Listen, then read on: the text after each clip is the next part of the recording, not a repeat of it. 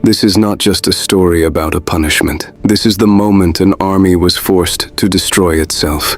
It is the winter of 71 BCE, and along the Appian Way, the most powerful military machine the world has ever known is about to turn its weapons inward.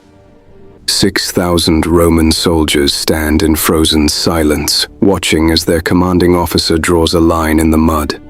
On one side, the legion. On the other, death. How did it come to this? How could the masters of the ancient world resort to a tactic so brutal it would make their enemies blanch? How could a general, Marcus Licinius Crassus, look upon his own men not as soldiers, but as a contagion to be cut out? This is the moment that changed the Roman military forever. A moment where discipline transcended loyalty and survival became a lottery. What you think you know about Roman justice is about to be shattered. But what about the men who were forced to wield the clubs? What about the survivors who had to live with the blood of their comrades on their hands? The common interpretation of decimation, that it was simply a brutal way to punish cowards, is dangerously incomplete. It was not merely a punishment, it was a ritualized act of psychological warfare conducted by the state against its own citizens. It was a message, written in bone and blood, that the legion was more important than the individual, and that the republic was more important than the legion. To truly understand this, we must move beyond the dusty pages of Livy and Polybius and reconstruct the event as it was experienced. To explore the evolution of this terror, we will employ a multi-layered methodology. Using AI-assisted research, we can cross-reference ancient literary sources like Appian and Plutarch with modern archaeological data to pinpoint not just where these events occurred, but the psychological landscape of the participants. Digital terrain reconstruction will allow us to walk the battlefields that preceded the punishment, understanding the geography of fear that led to a rout. We will shift perspectives from the commander who saw disintegration as the ultimate threat to civilization, to the legionary who faced a choice between dying by an enemy sword or his comrade's club, and to the civilians who watched Rome consume its own. This approach allows us to move through time from the dark days of the Samnite Wars to the twilight of the Empire, and through geography from the forests of Germany to the sands of Syria. We will strip away the myth and stand in the mud with the men who held the lots. This story begins not in a grand forum, but in the chaos of a military defeat. It begins with a general who was willing to become the most feared man in Rome to save it from itself. The year is 72 BCE. The Third Servile War, the Gladiator War, is tearing the Italian peninsula apart. The slave army of Spartacus has humiliated one Roman commander after another. Panic grips the Senate. In a desperate measure, they grant extraordinary command to Marcus Licinius Crassus, the wealthiest man in Rome. Crassus is not a brilliant tactician like the absent Pompey, nor a visionary like the imprisoned Julius Caesar. He is a businessman, and he views the legions as a business. He views discipline as capital. When Crassus takes command of the troops besieging Spartacus, he finds a force riddled with fear. Following a minor, unauthorized skirmish that ends in a Roman rout, an action explicitly forbidden by his orders, Crassus makes a decision that will echo through military history. He does not execute the commanding officers alone. He resurrects an ancient, archaic punishment, one so terrible it had not been used for generations. He orders the decimation of the legion. The procedure is chilling in its cold, mechanical efficiency. The legion in disgrace is assembled. Their weapons are taken away.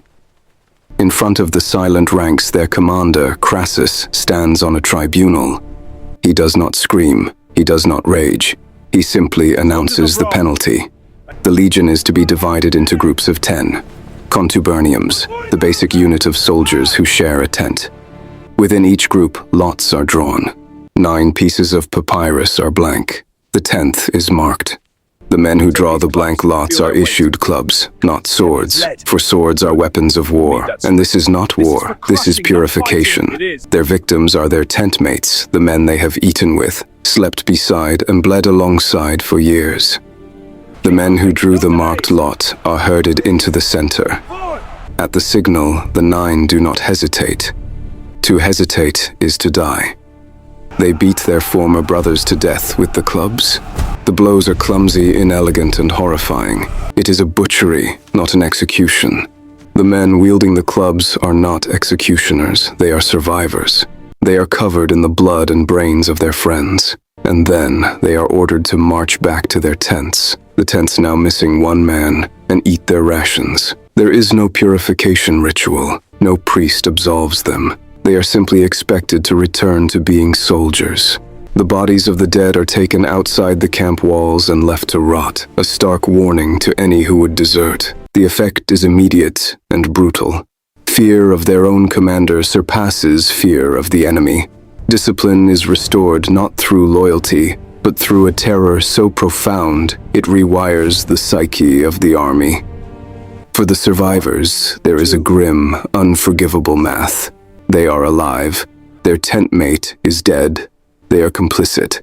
The unit cohesion is not destroyed. It is reforged in blood, but it is a bond of shared guilt, not shared honor.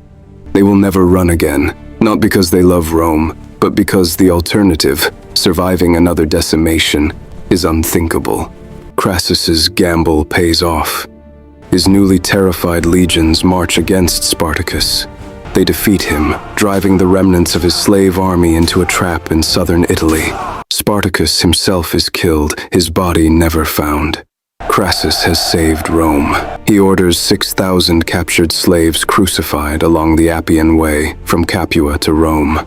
The crosses line the road for miles, a landscape of agony. It is a fitting end to a campaign built on the most terrifying of military punishments. But decimation was not born with Crassus. It was a monster Rome kept in its attic. The historian Polybius, writing a century earlier, describes it as a standard, if rare, military practice. He notes its purpose, to inspire terror and correct the shame of a rout. He details the public cowing, the lot drawing, the clubbing. He explains that it is used when large numbers of soldiers have abandoned their posts or fled en masse. It is a mathematical solution to a moral problem. Yet, its application was always political. Emperors like Augustus used it sparingly, understanding that a terrorized army is a brittle one. Later, the historian Tacitus records its use by commanders desperate to quell mutinies on the German frontier. The legionaries, brutalized by years of service and poor pay, would rise up, only to be met by a general who would calmly pick every 10th man from the ranks of the ringleaders and have them beheaded.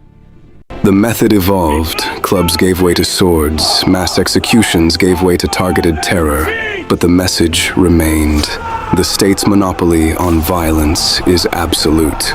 Why did this punishment, so destructive to morale, persist for centuries? Because it worked, in the short term. It was the ultimate circuit breaker for a military system built on the idea of the invincible Roman soldier.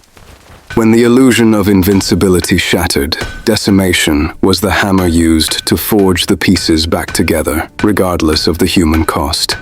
It was a confession of failure wrapped in a display of absolute power. The last whispers of decimation fade from history as the Western Roman Empire crumbles. The legions of the late empire, filled with federati and mercenaries who held no loyalty to the Roman ideal, could not be controlled by such a mechanism. The fear of the club was replaced by the fear of the barbarian at the gate. Decimation died because the cohesive, citizen-based army it was designed to control had itself died. Today, the word decimate has been watered down to mean to severely damage. But in its original context, it retains its horrific power. It was a tool of last resort, a desperate act of self-harm by a military machine that valued the whole over the individual. It stands as a chilling testament to the extremes of Roman discipline. A reminder that for the men who built the greatest empire of the ancient world, the greatest enemy was sometimes the fear inside their own ranks. The stones of the Appian Way are long since worn smooth, but the blood of those 6,000 and the thousands more who drew the short lots across the centuries is the mortar that holds the story of Rome together.